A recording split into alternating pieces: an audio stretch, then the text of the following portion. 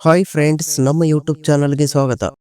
ಈ ಸಂಚಿಕೆಯಲ್ಲಿ ನಟ ಅಂಬರೀಷ್ ಮತ್ತು ನಟಿ ರೂಪಾದೇವಿ ಕಾಂಬಿನೇಷನ್ ನಲ್ಲಿ ಮೂಡಿ ಬಂದ ಕನ್ನಡ ಚಿತ್ರಗಳು.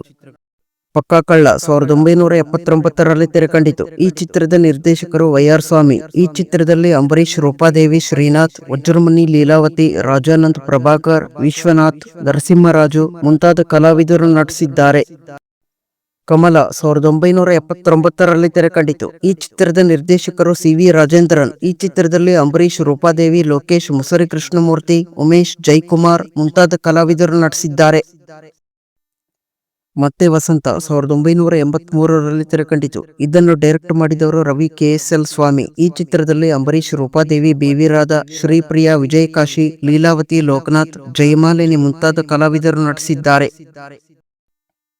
ಧರ್ಮ 1985ರಲ್ಲಿ ತೆರೆ ಕಂಡಿತು. ಈ ಚಿತ್ರದ ನಿರ್ದೇಶಕರು ವಿಜಯ್ ಗುಜ್ಜರ್. ಈ ಚಿತ್ರದಲ್ಲಿ ಅಂಬರೀಷ್, ರೂಪಾದೇವಿ, ಜೈ ಜಗದೀಶ್, ಜಯಂತಿ, ವಿಜಯಲಕ್ಷ್ಮಿ ಸಿಂಗ್, ಚರಣ್ ರಾಜ್, ಮುಸುರಿ ಕೃಷ್ಣಮೂರ್ತಿ, ದಿನೇಶ್, ಮಂಜು ಮಾಲಿನಿ ಮುಂತಾದ ಕಲಾವಿದರು ನಟಿಸಿದ್ದಾರೆ. ಆಹುತಿ 1985ರಲ್ಲಿ ತೆರೆ ಕಂಡಿತು. ಇದನ್ನು ಡೈರೆಕ್ಟ್ ಮಾಡಿದವರು ಟಿ.ಎಸ್. ನಾಗಭರಣ್. ಈ ಚಿತ್ರದಲ್ಲಿ ಅಂಬರೀಷ್, ರೂಪಾದೇವಿ, ಧೀರೇಂದ್ರ ಗೋಪಾಲ್, ಮಾಸ್ಟರ್ ಸಂಜಯ್, ಶಕ್ತಿ ಪ್ರಸಾದ್, ಸುಧೀರ್, ಶನಿ ಮಹಾದೇವಪ್ಪ, ಆಶಾಲತಾ, ಮೈಸೂರು ಲೋಕೇಶ್ ಮುಂತಾದ ಕಲಾವಿದರು ನಟಿಸಿದ್ದಾರೆ.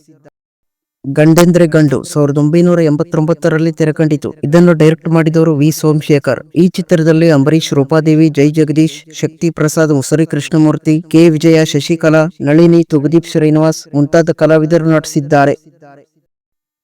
ಕರ್ಣನ ಸಂಪತ್ತು 2005ರಲ್ಲಿ ತೆರೆ ಕಂಡಿತು. ಇದನ್ನು ಡೈರೆಕ್ಟ್ ಮಾಡಿದವರು ಆರ್. ಶಾಂತಾರಾಮ್ ಕಣಗಾಲ್. ಈ ಚಿತ್ರದಲ್ಲಿ ಅಂಬರೀಷ್, ರೂಪಾದೇವಿ, ತಾರಾ, ಜೈ ಜಗದೀಶ್, ಮೈಸೂರು ಲೋಕೇಶ್, ಮುಖ್ಯಮಂತ್ರಿ ಚಂದ್ರು, ಪ್ರಮೋದ್ ಚಕ್ರವರ್ತಿ, ಟೆನ್ನಿಸ್ ಕೃಷ್ಣ, ಕೆ.ಎಸ್. ಅಶ್ವಥ್ ಮುಂತಾದ ಕಲಾವಿದರು ನಟಿಸಿದ್ದಾರೆ.